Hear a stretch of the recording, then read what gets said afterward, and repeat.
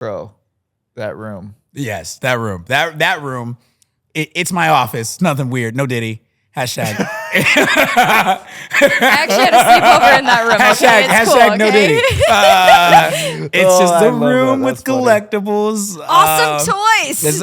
Normal toys. Normal toys. What's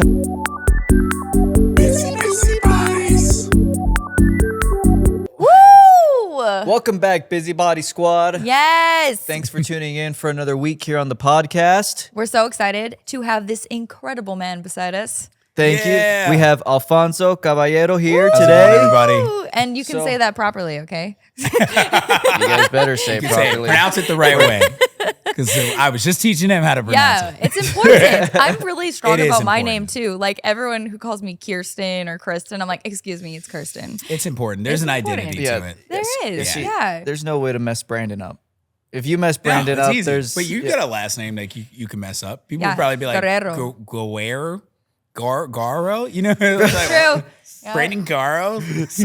I had to learn my own name. Okay. the last name has been butchered. I will say that. Is there a Brandon Garo here? Yeah. Like, Or it's the I get the 1 in a million Brendans. yeah. Brendan. True. People always find a way to mess up your names. Yeah. It's true. Well- Yeah. Disrespect, man. It is. Alfonso, thanks for coming on the podcast today, brother. Thanks for having me. We're honored to have you. Yep. So honored And to have you. for you guys who don't know, he has built a great name in the acting industry Yes. and is continue in doing great things in that world. I'm trying. I really am. I have to say something before we start this. So my mom Yes. just saw a picture of you, okay? And she's like, that man looks like he's really funny. I'm serious. really? Yes, and it was so funny because me. Okay, now I got to know this photo. And Yeah, wait, what's the what? photo she saw? no, just your wedding photo. She Oh, was really? like, he looks Have I like seen he's the wedding really photo? funny. And so it She didn't just say I shows. was funny looking. She said I looked like I was just funny. Look like you were funny, which Okay. is That's a big very word to miss out. Yeah. which is a compliment because it just shows that who you are in your craft you carry with you in your person. And that's like she's never met you before, but she's like, he looks like he's funny. You tell your mom I said thank Yeah. you for that compliment. That's I'm a- gonna hey, wear it. My right mom here. doesn't. My That's an mom doesn't honor. call Yeah. many people funny. Let me tell That's you. an honor. Yeah, and I think that just shows who you are as a person and Yeah. into your craft. And so I just had to state that because I got to see this wedding photo. yeah, They're pretty fire. they're beautiful. We spent a lot of money pictures. on pictures, printed none of them. So Yeah, that they're makes working sense. out well. That's how it goes. It was a great investment. I got to spend all this money, take phenomenal photos, but I'm Never just do telling it. you now, I'm Never not do buying it. or printing They're chilling one. online in our Dropbox Yeah. file right now. But they're great. They're really good pictures. So how did you get into acting? Oh, okay. Yeah, and that's a great question. Yeah. Yeah. All right. Yeah. So Let's start with that one. it's when I was a kid growing up, I had always wanted to. I kind of liked being the center of attention. Like I was like trying to make my family laugh, and Yep. I think in a lot of ways it was a little bit of a defense mechanism because I was always like chubby, unpopular, kind of doing my own thing, like a little bit a huge nerd. And so I was trying to find a way to get outside of my, I guess, comfort zone. I did a play when I was in elementary school. I was in 6th grade. It was Yep. Cinderella. I was Prince Charming, and my little sister got cast as Wow. the princess. That's So hilarious. we had to kiss, I had to kiss her on the cheek. And this school play was my very first play thing I did. And then Yeah. At least it was comfortable. You know? it was- yeah, my mom and my dad thought it was like the cutest thing on the planet. And then fast forward to high school, I tried to do the athlete thing. My brother was super athletic. My younger sister is super athletic. That whole gene just missed me, man. No, Like, yeah? bro, the hardest miss. Like the athletic gene just straight up went right past me. Like You're like, never mind. it never landed, bro. And like That's pretty even funny, now, people actually. look at me they're like, "Oh, did you play sports in high school?" And I'm like, "Yeah, man, yeah, for Yeah, sure of course I did." So you know I did. Yeah. Nope, not. Don't, I mean, don't look throw at me a me, ball. man. Come Yeah. on. That's funny, actually. So like, Yeah. I ended up finding my, I guess, kind of identity through a theater class I took, and then I was like, oh, I actually want to do more plays, and so I did plays in high school. Loved it, super fun. Loved being funny. Loved making people laugh. Like loved being the center of attention, selfishly. And then I got into college. I was like, all right, I need to find a career. So I'm gonna go to college to be a cop. Like my degrees in criminal justice and my minors in criminal psychology. I was like, I need a Wow. real job. Okay. And okay. I was while I was in college, I had a part-time job working at Sam's Club as a cashier, and this woman walked through my line and she was like, "Hey, you've got a great look. I think you do really well. I'd love to be your agent." And I'm in Cincinnati, Ohio. Like, Wow. I was about to say, nobody was thinks that about here? Cincinnati. No. No, that was nobody thinks of Crazy. Cincinnati, Ohio, especially back then. Like, I won't And say just how long comes ago. and casts you. She was like, "Hey, she wrote." That's wild. It was You wild, see, dude. I love hearing stories like that. Well- it just takes that moment. In truth, she wrote her phone number down. She's like, "Contact me," and I didn't do anything with that piece of paper for 6 months. And one day, 6 months, yeah, one day wow. I was cleaning my room and I found it, and I was like, "You know what? I'm gonna hit her up." And Was there a reason why you waited so long? I forgot all about it. I thought at Okay. first I thought she was like scamming me because in the Midwest, like It almost didn't make sense. it didn't make sense. And you Yeah. would see people, like they'd have those little kiosks at the mall. They'd be like, Yeah. "Come sign up and be a model," and you'd have to pay like thousands of dollars, and it's a huge scam. You So I sign was your like, life away. Yeah, I was like, mean- "No, this she's obviously scamming me, bro." Well, Yeah.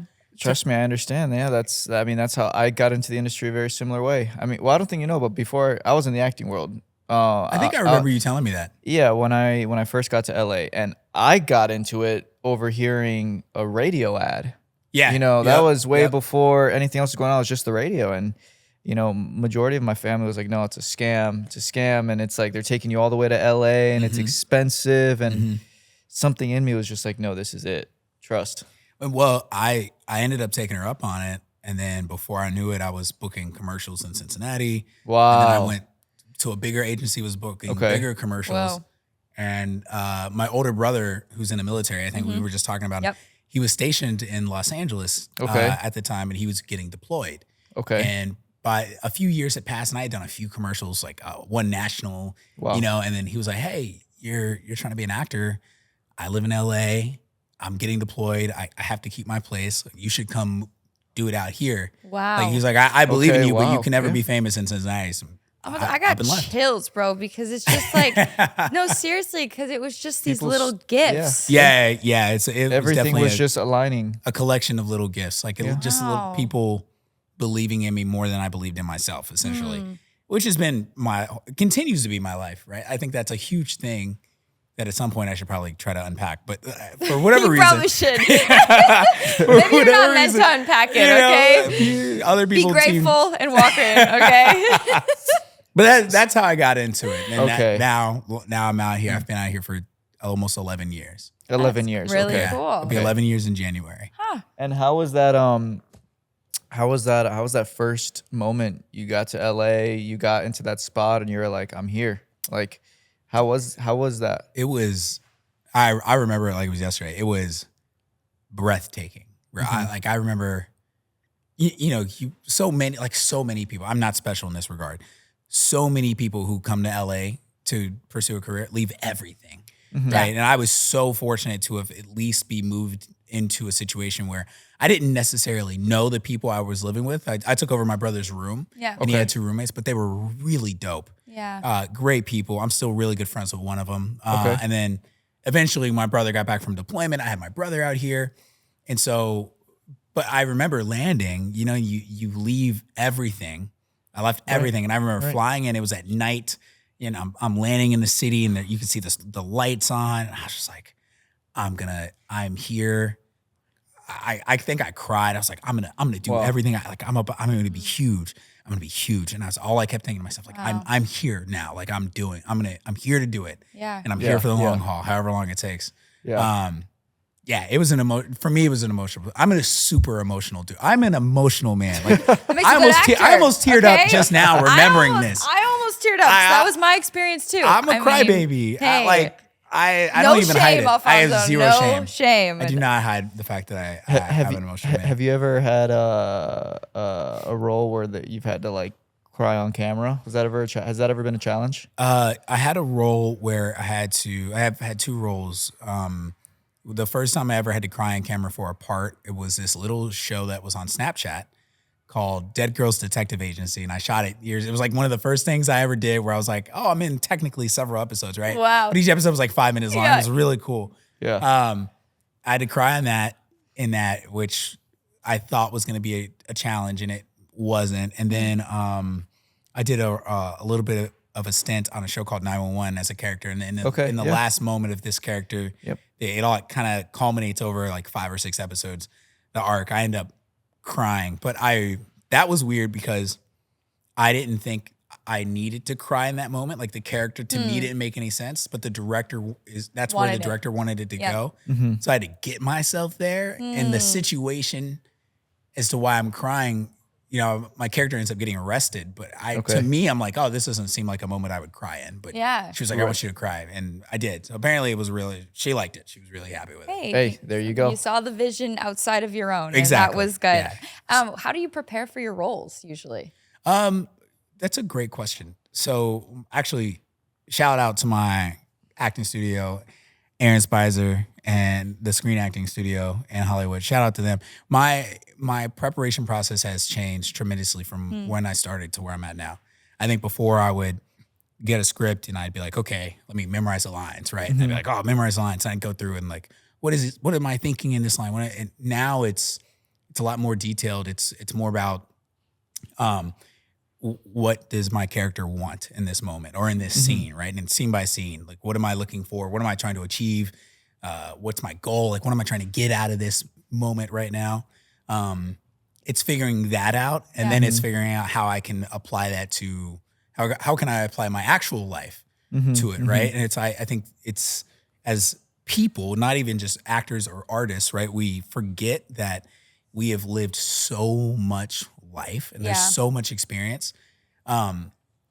You have probably been in every situation that you will ever be in, right? It just different varying extremes. Like you've probably experienced loss of some type, whether it's a pet or like a friend moving away that you're never gonna see it, or maybe you've had issues with like parents, or maybe it was a grandparent, or maybe it was someone who seemingly raised you. So it's like finding a way to relate that experience to whatever the character is going through and making it real.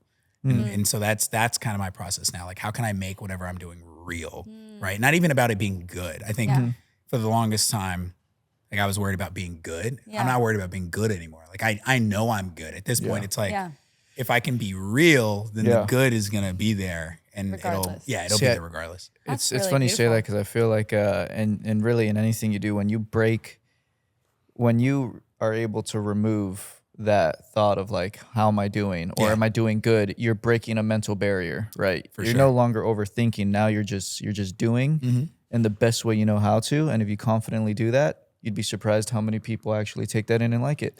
Also it gives it purpose. I think that 100%. There's a direct passion in it that's like, okay, now that I know my character, I know what to do.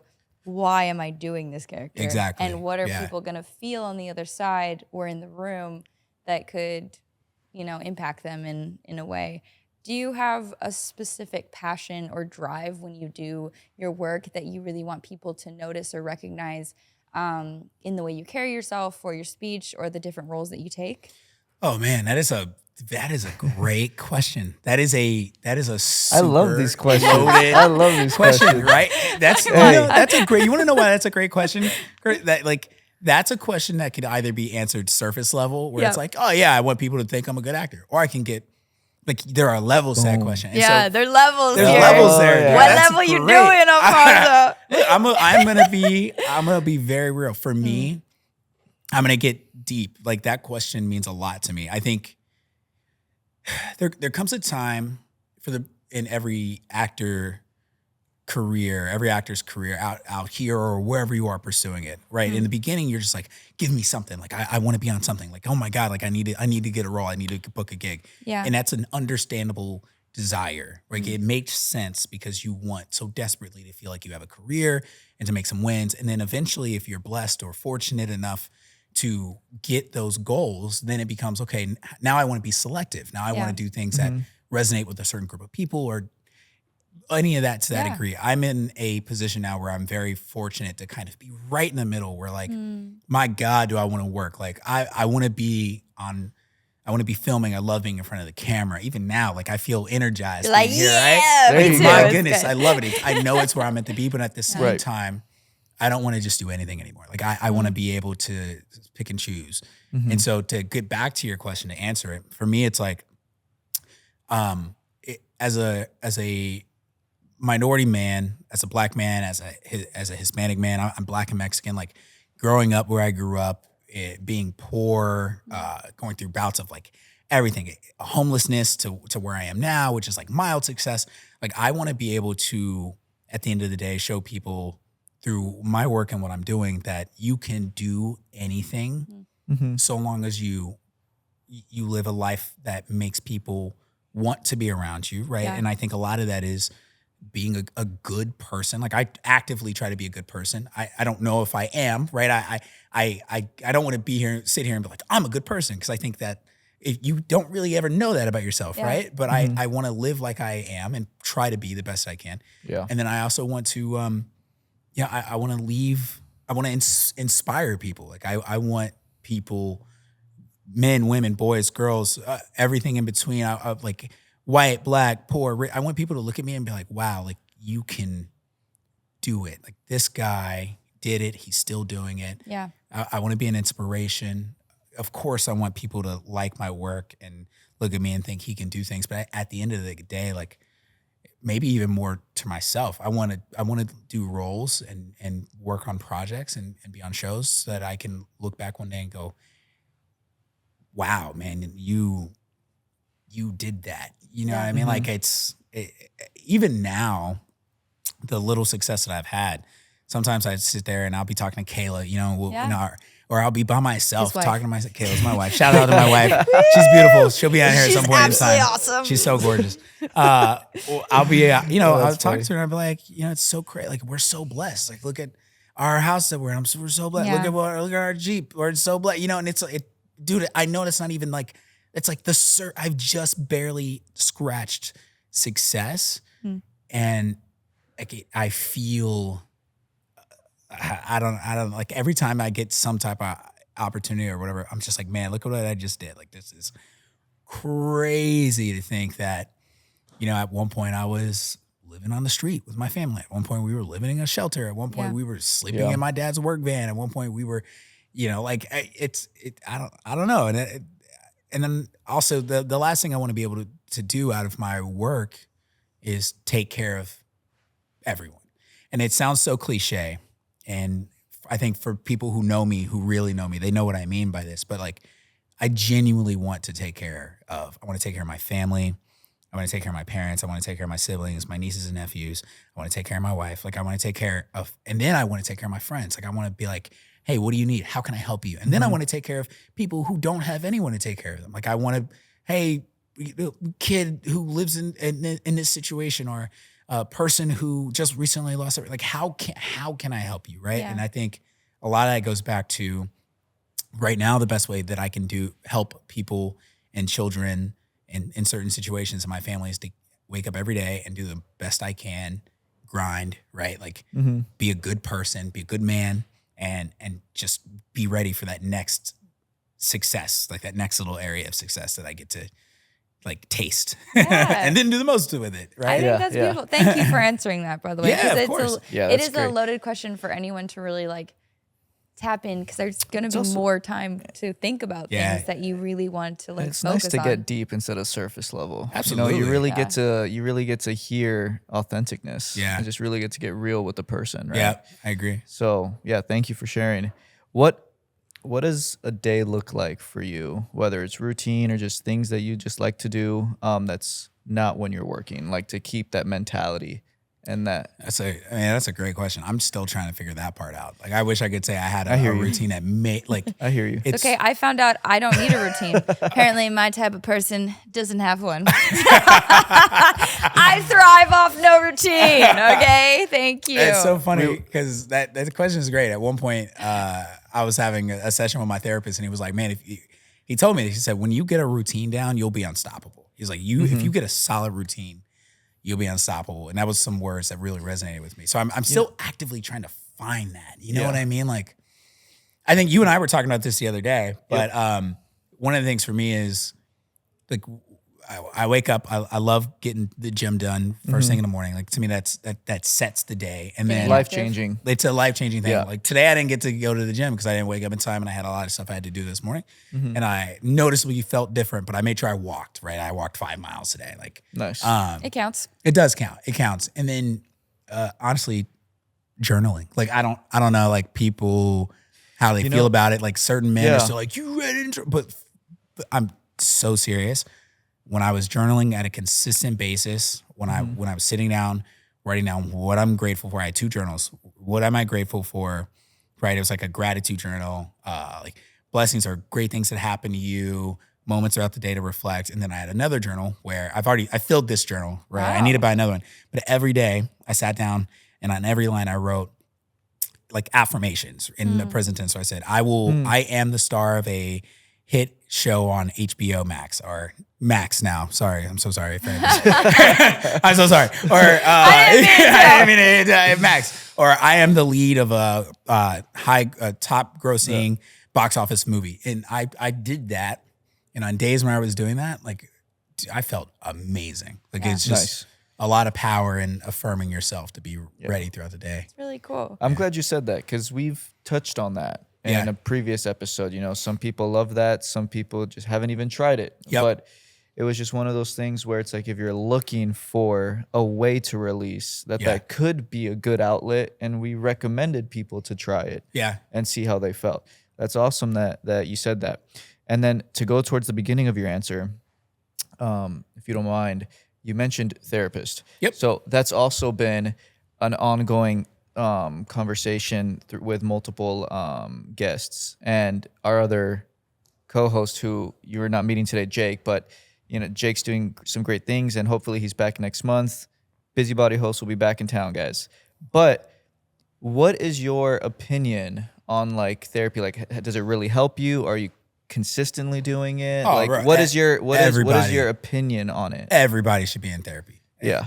Everybody, even if you think your life has been amazing, right? If you think you have not gone through anything, you're probably wrong, right? There's probably something that has happened to you that resonated with you that is affecting at some you point in your life. At some point in your life, like we're humans, and you're interacting every day with other humans, whether that be your parents or kids at school or teachers or coworkers, like somewhere along the line or something you watched on TV, something is affecting you at a level where you're either aware of or you're not aware of. I think therapy is incredibly important. I think I was doing it. I was seeing my therapist like twice a month. Now we're still around like the twice a month mark, but I text him, right? I'll text my therapist. Well, yo, man, sometimes we just talk. Like it's just someone else to confide in and to have like get advice from, to talk about things. Yeah.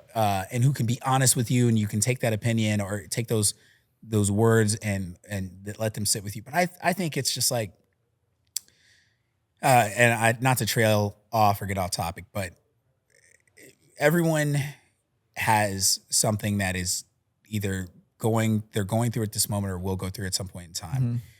I think we come from a generation right now where our parents before us, both the mom and the dad, they had things that their parents did to them, that their parents did to them. That generational trauma is very real. And at some point in time, our parents did something to us or said something to us that they learned from their parents that was toxic, and it imprinted onto us. And I've unpacked a lot of that with my therapist. And it not even to say I love my parents. I was fortunate to have parents that even when we had nothing, we had love, like loved me and still love me. And there's still a lot to that where my parents they had me and my brother young, 25. It's like 25. My parents had horrible backgrounds and their parents were terrible. And it's like all of that stuff, it at some point in time plays a role. Yeah. And then you, unless you're homeschooled, but even within, if you're homeschooled, like you might have to unpack that. But if you go to a school, you might have to unpack what kids did you at school and why you. I think in order to be the best version of yourself, just even to be a good person, you want to be a good person, right? Like go to therapy. If you don't care about being a good person, go to therapy. Like you should be, you should do it. Maybe a whole person, because like somebody who's like full in not like just vulnerable enough. I think a lot of the time we're too scared to go into the places that are dark or that we fear or we don't understand. Absolutely. And I think in that therapy, like I've had to go to therapy because I went to therapy because my therapist was the cause of my trauma in that regard. But I think in that you're a soul that's always being developed. Like you're a mind, will, and emotion that's constantly being renewed. And I think you need spaces to be able to release those things so that you can take in what you want to keep. Absolutely. Yeah. And therapy's a lot like dating, right? Like you shouldn't just get with the first therapist that you meet. Because you need to find maybe you're a man and maybe you need a male therapist. Maybe you need a black therapist that can understand what you're going through as a black man. Maybe you need a female therapist because you don't understand the other. Maybe you understand men too much. You need to understand like the other side of things. Like you gotta find what works best for you and who works best for you. Yeah. And then you have to be willing to listen, right? Like I have friends that are in therapy that like, I don't like my therapist, for whatever reason, but it's like at the end of the day, I think there's a misconception. Maybe it's a mutual agreement there. And I think there's a misconception, right? Therapy isn't. You're not supposed to. I personally, and I don't think you're supposed to leave your therapy session feeling like I loved everything they said. No, because it's not working. Well, it's also they're not supposed to be a friend. And don't get me wrong, you could walk out of there feeling like a sense of like, right. I feel good. But it's like, I feel like therapy is it's meant to get deep and to get things out of you that you probably don't even know you're holding on to, as you said at the beginning of this conversation. Right, absolutely. But I'm glad we said it because, I just think that therapy just has a very, what's the word? But a lot of people don't do it because they think it's like, like I'm a problem. Right, if I'm for in therapy. Sure. Yeah, and I think a lot of, especially men, will probably be like, that's soft. Like you gotta talk to bro. You gotta talk to a therapist. Like that's soft. Yeah, man. Like I want to consistently grow. I think growth is something that only happens when you get outside of your comfort zone. That's a quote I got from somewhere I've heard a bunch of times. And I think therapy is a great way to get out of your comfort zone. And a big part of making sure that therapy is working is, like you said, sure, you're going to have moments where you walk away where you're like, man, I needed that. Like, that was good. Yeah. You might have a moment where you go, wow, I can't believe my therapist said that to me. And it's like, oh, sorry, like I had to make you uncomfortable so you could grow. Maybe you needed to hear that you take things too personally all the time, or you're being lazy. Like, right? Your biggest issue is that you're lazy. Stop being lazy. And you're like, my therapist called me lazy. So, sorry, don't be lazy. And somebody needs to tell you that. I don't know. Accountability partner. It's an accountability partner. It's important. Yeah. So now, what's your take on this? Because I know my take, and other people are different. Oh, but it's you got to get me in trouble. No. I'm not gonna get you in trouble. Just we've developed this motion ever since COVID. Yeah. Where a lot of things just went to like remote work or specifically Zoom based, right? Now, therapy is meant to be like, okay, like I'm going to get deep with you. We're going to dive in. We're going to break some barriers. We're going to figure out what's the problem. Sorry if I'm snapping too close to you. Yeah. So we're going to... Is he telling me I need therapy? Don't bring me into that. I realized therapy, guys, okay? As I did it right here. My husband has told me so. I did it right here. And then I was like, wait, I think I'm too close to Chris. I'm like, okay. Need therapy. Get this thing out of you. Oh my God, that's funny. Man. But to get back to what I was saying, it's like I'm sure some people don't mind it, but we were even talking about this recently at the life group. Yeah. So it's like a lot of people do Zoom, but for me, I'm someone that's like, if I'm gonna do something that's like it's deep. Like you need my focus. You need my focus. I need to be focused. I need to be like in tune with what we're doing.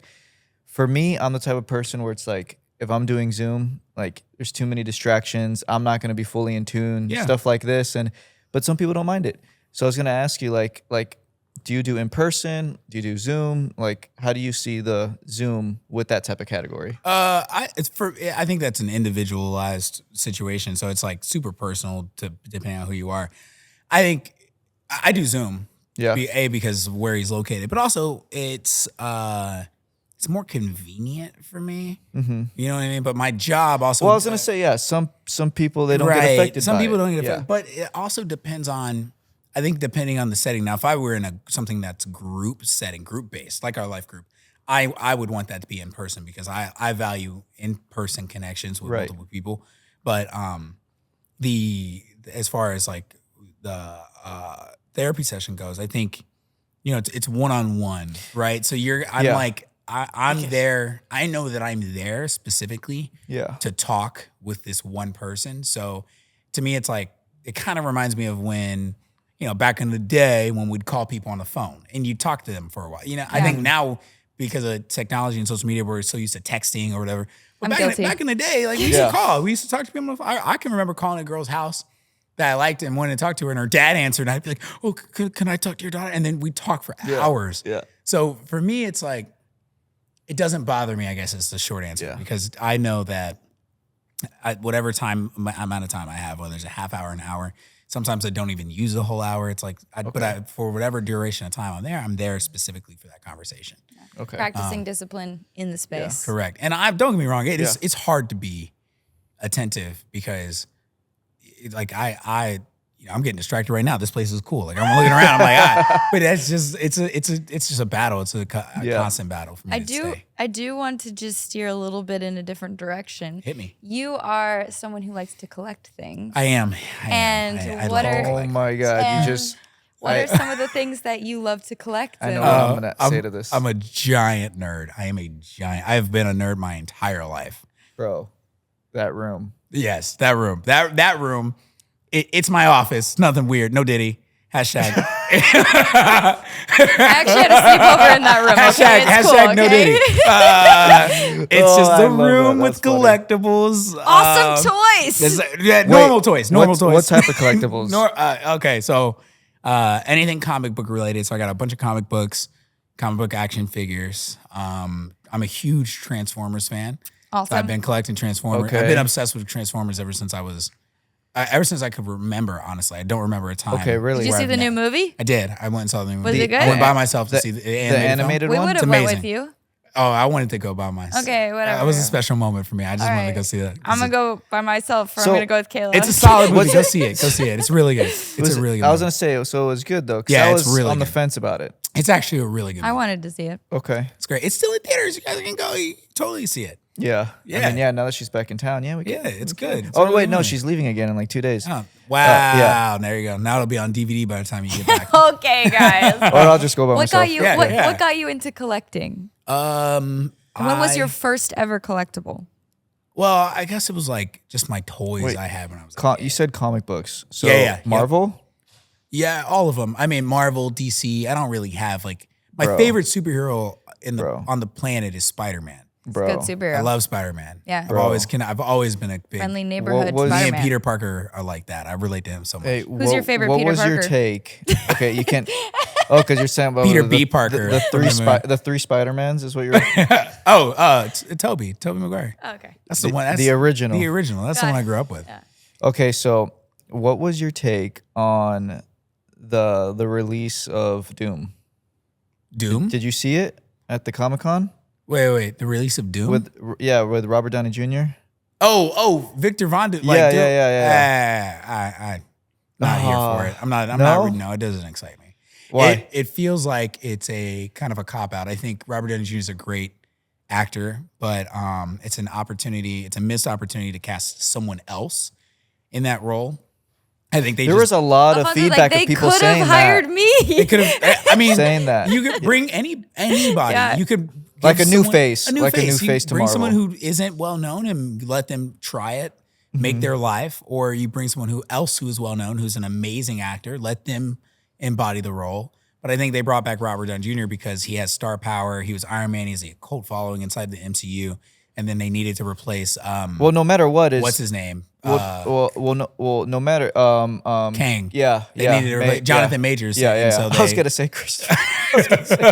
I'm so glad you said it. Jonathan Majors. Yeah. And also, it's like Robert Downey Jr. At the end of the day, he started basically Marvel, the MCU. Yes. Right. Yeah. So it's like if he's in there, they're guaranteed a hit.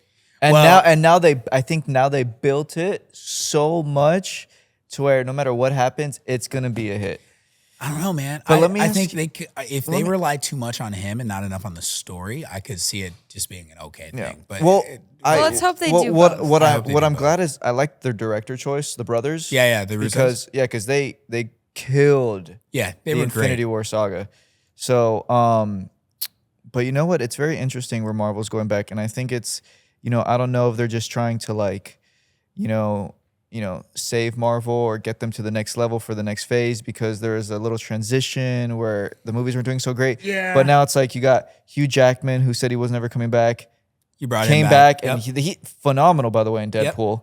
Yeah, and then most random comeback ever, but Chris Evans as the Flaming Torch in that was Deadpool amazing. as well. Human Torch. The Human Torch. What did I say? Flaming Torch.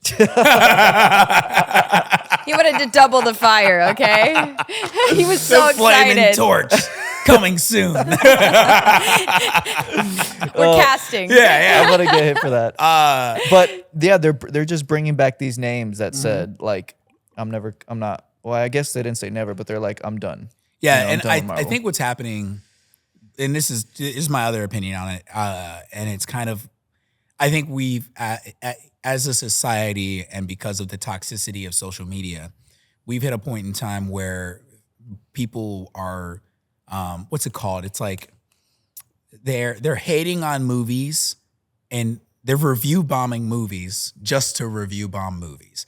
So now as a movie studio, you have to try to make an amazing movie every single time versus which is hard to do. It's hard to do versus Yeah. just making art, right? Yeah. Because art, I think art and an amazing movie are two different things. I Yeah. think you can make, if you can making some big budget, amazing film is not the same as making art. True. Art is subjective. So if you could, during the time, like I would say like the 90s and early 2000s were kind of the golden era where you could make artistic films and they would either do well in theaters or they do well on DVD because Yeah. people who really wanted to watch them would buy it. Right. And now, because of it's cool to hate on things, right? It's like everybody wants to hate on something, or everything's woke, or go woke, go broke, or they leave a bad review on a movie and they've never even seen it. It's because they get famous off the They review. do. They get famous off of it. So That's- everything's about being seen. everything's about being seen. You get these people who make videos on Instagram and TikTok. Things have changed not even- so much. It's hard, and There are famous reviewers. they are famous, and it's like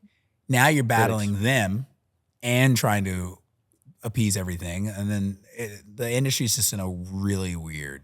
It's in a weird spot right now. I feel like all creative industry is in a weird stage Yeah. because it's kind of like this mountain that was built on not foundational things. Right. And it's crumbling. Mhm. And, that gives an opportunity for artists and creatives to really choose to build foundational quality Yeah. projects, Yep. even if it doesn't make you, famous or money at the beginning. But I like how, when we talked about what you stand for, what you kind of want to, portray when people see your face or like when they see anything that you do, if you stand on something for your entire career or like that it involves other people, then usually that space of foundation is a lot larger than just one route for Right. yourself. Absolutely. So, and I feel like a lot of people in the industry wanted to do that, but Yeah. there wasn't really an opportunity to do that as much as there is now when people can build their own empires, technically. For sure. So, I think that it's actually a really opportune moment. It's always an opportune moment for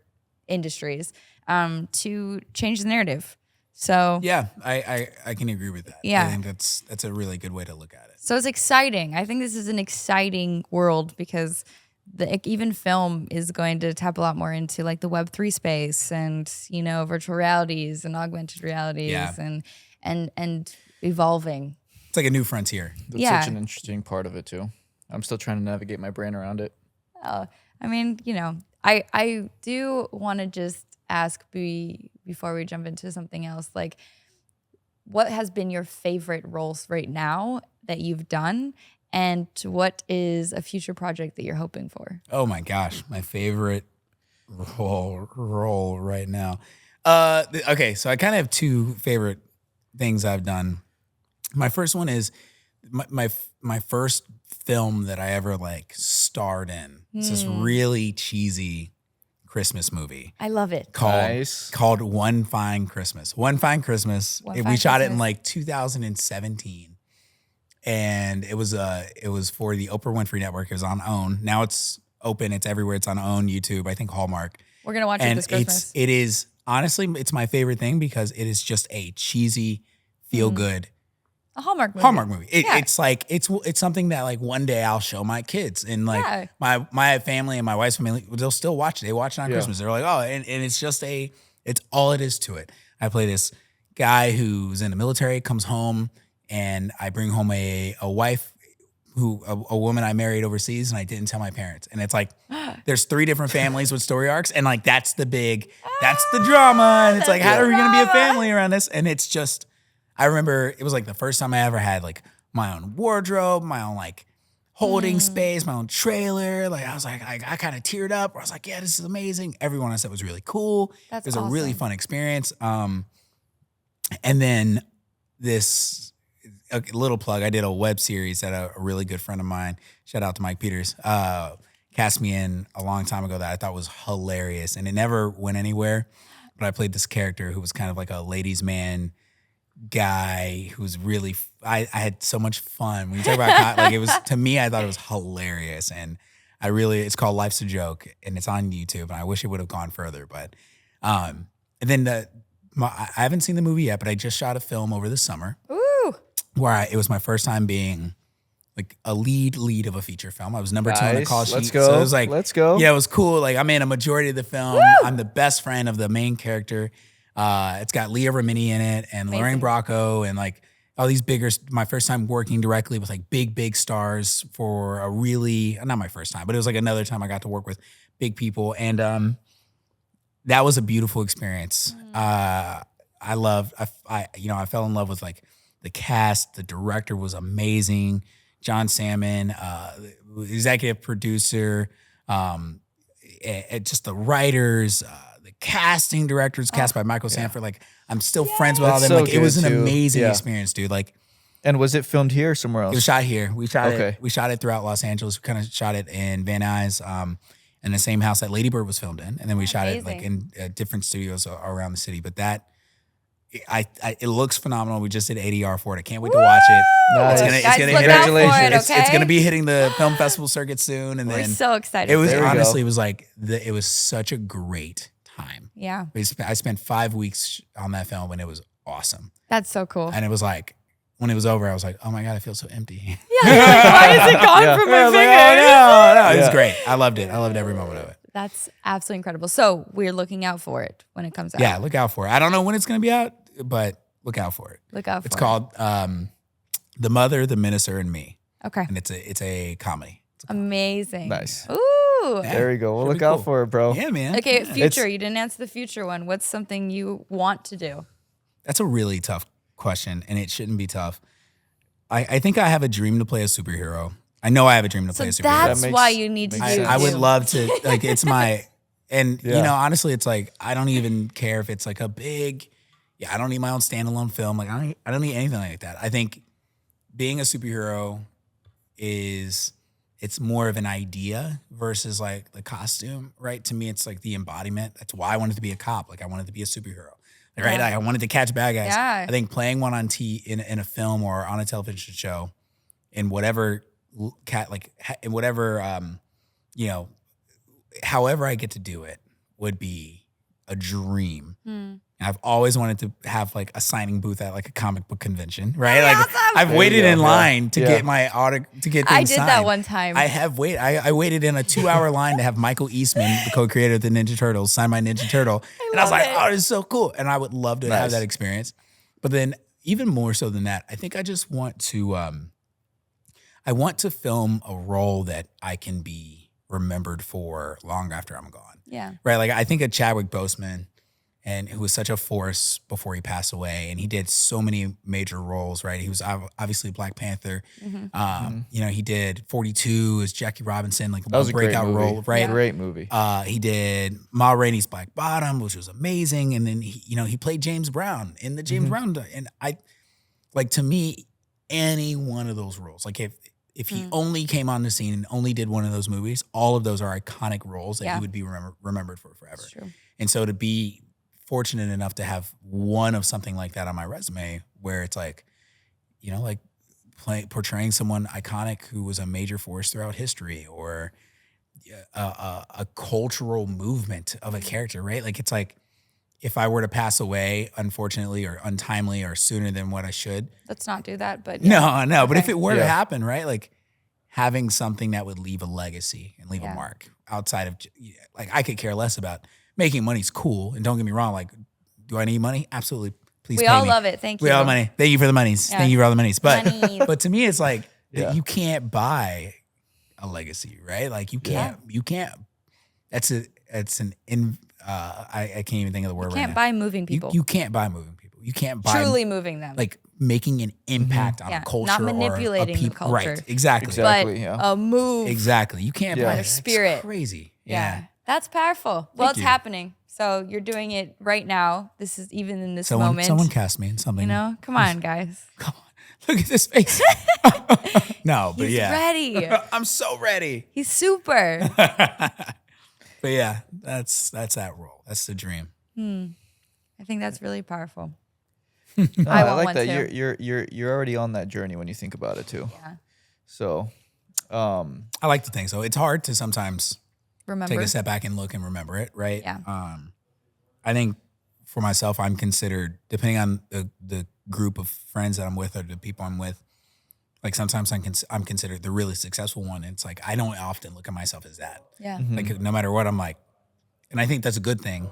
Every once in a while, it's good to take a step back and look at your accomplishments. But for me, it's like, no, that goalpost is always moving. Like, Right, yeah. like, I don't want I to sit hear down. I could have my own TV show and I'd be like, what's next? Yeah. Like, what is next? When's the blockbuster film? When's the series coming? Like, what is that next thing?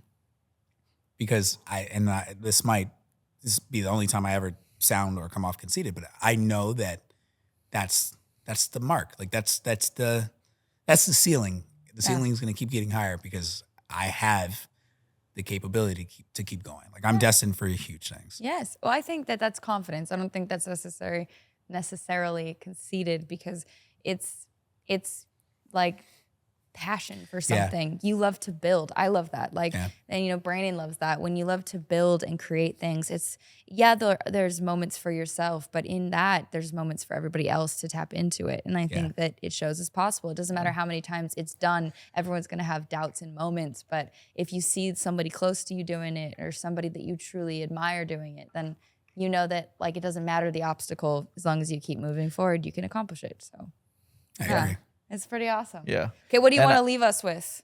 With some Well- knowledge. Well, yeah, you can leave us with some knowledge, but I also want you to basically, before we close out, you know, just any form of advice that you would give people who are just now, you know, or just starting or attempting the acting business, or, you know, just constantly pushing for that first role, that break. Like, what would you, what advice would you give them? Yeah. I can Kirsten. That's what I meant. That's a really good question. Honestly, I think when I first got out here, I was not serious. I was serious, but I wasn't serious. I had a number of influences pulling me in different directions, right? I lived with normies, like people who just had careers and had jobs and they always wanted to go out. And I was like, cool, let's go out. Like, this is my first time being free and I'm in a new city and I can reinvent myself and no one knows me and I can find them. I can have this identity. And it played a big impact on what I was able to accomplish when I first got out here. More than anything, it was a hindrance. And it wasn't until I really put all that aside and got together with my now wife and got serious. And I was like, oh, I need to get serious. And that's when momentum started happening and things were building. Okay. And dude, when I first got out here, bro, like, I was auditioning for things had I been in the right space, my life would be different. Like, I auditioned for the lead role of Empire. I auditioned for a lead role on All American. Like, I had major auditions in front of casting directors and people that I just was not ready to be in front of. Not because the talent wasn't there, but the work ethic wasn't there. Like, it's like talent, right? It's great. Raw, natural talent is awesome. But work ethic is, you have to have both, because if you only have talent, like that you're basically faking your way through everything, and eventually someone's going to call you on your bullshit, right? Yeah. And sorry, Fall for on your cursing. face. You're gonna fall on your, and I fell on my face a few times, and I did not have anybody in my life that was like, you're falling on your face because you're not trying, like you're not putting in the work. You're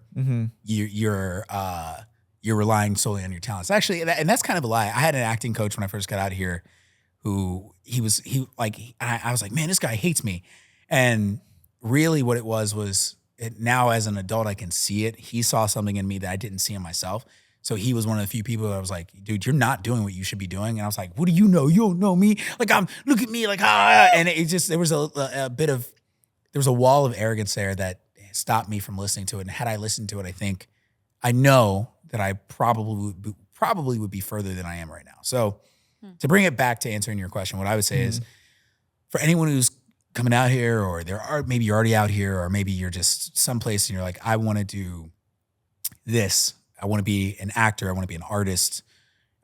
And I think this advice could probably translate across multiple different genres, but stay focused, right? Like, I think life is going to present you with things that will pull your focus in various directions. Some of them might be good, right? Some of them might be starting a family, and you might fall in love, so pulling your focus doesn't, to me, necessarily always mean that it's negative or it's dangerous. But regardless, and one of my best friend, my brother, he's my best friend. I love this dude.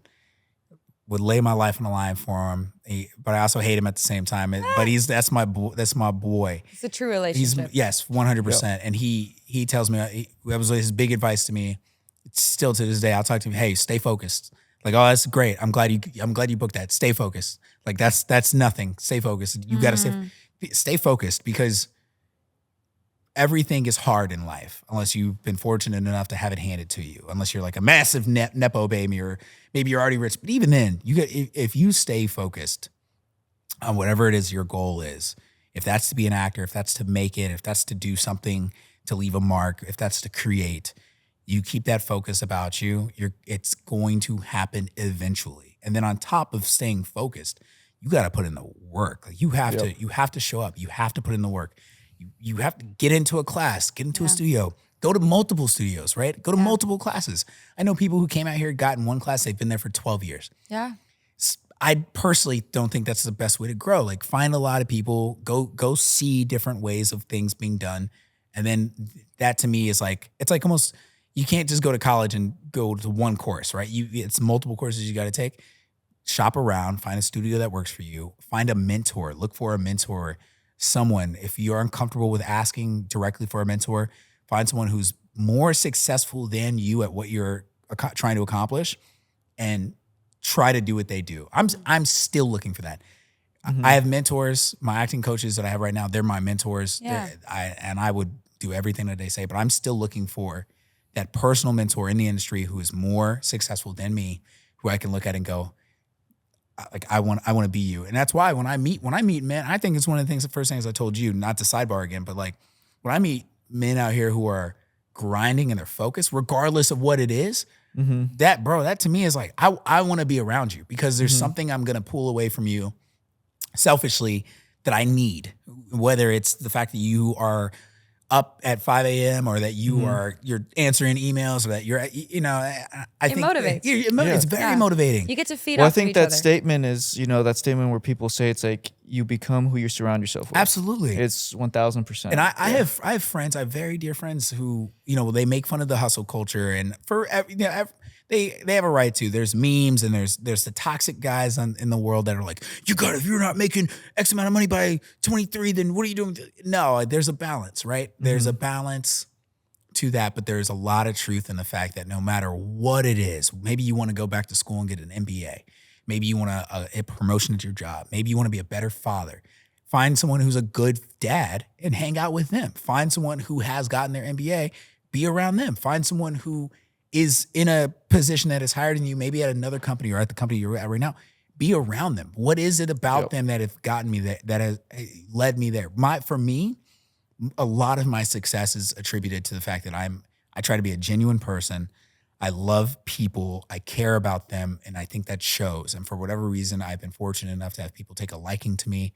The job I have right now, I didn't interview for. They offered it to me, right? I have a great relationship with everyone I work with. Like, I have a lot of friends and people that care about me. That is just me deciding to wake up every day and I'm like, man, I'm going to wake up and I'm going to care about everybody. And that it works. So that's my advice is, if you're out here, you're thinking about coming out here, you need the talent helps, but you can outwork talent, and you do it. Outwork talent, and stay, because you never truly fail until you give up, right? Like I might not book another thing for like 10 years, but if I give up within those 10 years, then I didn't make it as an actor. But maybe that on that 10th year and one day, maybe I booked that thing that makes me the next Morgan Freeman, and then now it's like, boom, I'm Morgan Freeman. I'll never know. And so every day I just got to wake up and decide this is what I want to do. What's crazy about you saying that, though? It's like there's so many actors that are like up there in age. I know I'm adding, even though we're asking for your advice.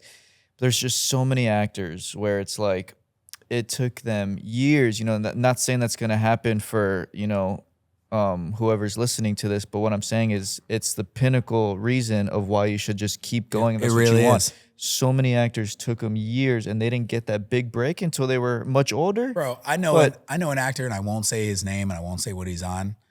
I know a dude who I had been out here for a year. He hit me up on Instagram. He's like, hey, I'm moving out there. I met him once on a commercial in the Midwest. Nice. He's like, what advice can you give me? And I was like, yeah, we're giving advice. We went on the same audition for 2 different characters for a television show. Okay. Massive. Yeah. It was his first audition in LA. He booked it. Wow. He don't talk to me anymore. Don't be like that, guy. But like it changed his life. It was the first, he was out here for like a month and it changed. And sometimes it's like that. Sometimes it happens. It'd be like that sometimes. And that, you know what? It discouraged me. It really did for a little bit. But now it's like, good for you, man. Like I'm happy for you. I'm happy for that success, because I know that I'm destined for the same, if not bigger. It's just going to take some time. Well, also there's something about timing. For sure. Because, even in music and in other things, you want to be there when people are ready for you. Right. Because if you're in a space that's not ready for you, then it's going to plummet. Yeah. It's going to bury itself. But if there's timing and there's quality of things where people will actually care and resonate and like have connection with what the project is and where you're at as a person. And for yourself. I tell Kayla all the time, where it's like, I think I've always been a caring person, but I think where I'm at now as a grown man, had I gotten success when I first moved out here, I might not be the same person. I might not care as much, or there might be where I might have gotten myself in a situation, or I might not have recognized people who weren't looking out for my better interest, right? And so now I'm at a point in my life where I know how to spot genuine from fake. Yeah. I have people who can keep me in line, right? People who will look at me, whom I trust, and go, yo, bro, that's not the move. And I'd be like, you're right. You know what I mean? Like I have that. Compelling wisdom. And now it's there, because you see all the time people who reach success early, child actors, teen actors, and they wind up in some bad stuff. They wind up at a P. Diddy party at 2:00 in the morning. Don't let me go to a P. Diddy party. No, but it is a real thing. Hey, bro. I'll keep you out of there faster than you get in the car. Thank you, bro. Thank you, bro. I got you. Bro. But I guess that's another question of like, what is success to you? Because success, you could have all the money in the world, all the connections in the world, all the people in the world. But if you're not whole as a person, and if you don't know confidently that you're valued regardless of all those things, then you can lose yourself in seconds. That was one of the first questions my therapist ever asked me. He said, what is success for you? Yeah. And it's my version of success is the moment where I can wake up and take care of the people I care about doing the thing I love. So it's not even about being rich, right? Like, or rich beyond measure. I don't care about having the craziest house. I don't care about having the best collectibles. I don't care about being recognized. I could be like just on a TV show that no one ever watches, but I'm on there for 10 years and I've made a good enough money to take care of everybody. That is success. And right now, I have had enough success to where I could do things like bring my niece and nephew to California. I help my parents. I keep them out of homelessness. I pay their bills. Like Yeah. I'm able to help people. Kayla and I go on vacations. Like I have success right now, and then there's levels to it. And as those levels increase, the people and the influence I can make on the world and on everyone I care about increases as well. Yeah. So that's success to me. Well, I love that. You're such a powerful, wise man, Alfonso. Yeah, I don't know And we're that. so I don't know excited. about all that. No, it's true. I think I really appreciate you just sharing your heart, because that's what matters about you as a person, is that we get to meet you in your heart and like your identity. And so where can we find you? I was going to say thank you for coming on the thank podcast, you. brother. Thank you for having me. Thank you for sharing all the wisdom you shared. Yeah. Yeah. And exactly what Kirsten was saying, guys. Alfonso, where can the busybody audience find you? Where's the busy babies gonna find you? You can find me, follow me on Instagram. It's alfonso.t.caballero. That's Caballero. Caballero, for those of you with a tight tongue. And we'll simplify it for you guys. We're gonna put his IG link in the description. Go if give you him a guys have follow. any direct comments for Alfonso, feel free to leave it in the video, 100%. or you can go directly to his Instagram and ask him, and he will know where you came from. Absolutely. Okay? And I just want to say one last thing. Like I have, if there's anybody out there that is struggling, mentally, financially, like I have lived through all of it, and I continue to live through all of it. Like I'm not shy about my experience being homeless throughout various phases of my life, from being a child to being a teenager. Like life is going to happen. And a big part of it is realizing that it's not necessarily happening to you, but it's happening for you. And whether maybe that's to soften your heart, maybe that's to strengthen your resolve, maybe that's to build a relationship in a place that you don't know about, but just keep going, right? Keep going, because it is so important that you never give up, and that if you feel like you are about to, find someone to confide in. I have a friend that recently gave up, and it's a heartbreaking thing, and there's so much to live for, and there's so many reasons not to. So if you don't have that in your life right now, just find it. There's someone, there's something, there's resources. Just keep going. Don't stop. No, that's a very amen important to that, message. brother. Yeah. That was great. I love that. Thank you for adding that. Yeah, yes. of course. And take his advice, guys, because that was actually very true. It's important. It's very kind and thoughtful, and I appreciate you saying that. Yeah, of course. I agree. Thanks Thank for you. having me, guys. Of course. Do you want to add, or are you good? I love you, busy babies. Thank you for tuning in, guys. We love you. It's Till not next over week. till it's over. Thank Okay?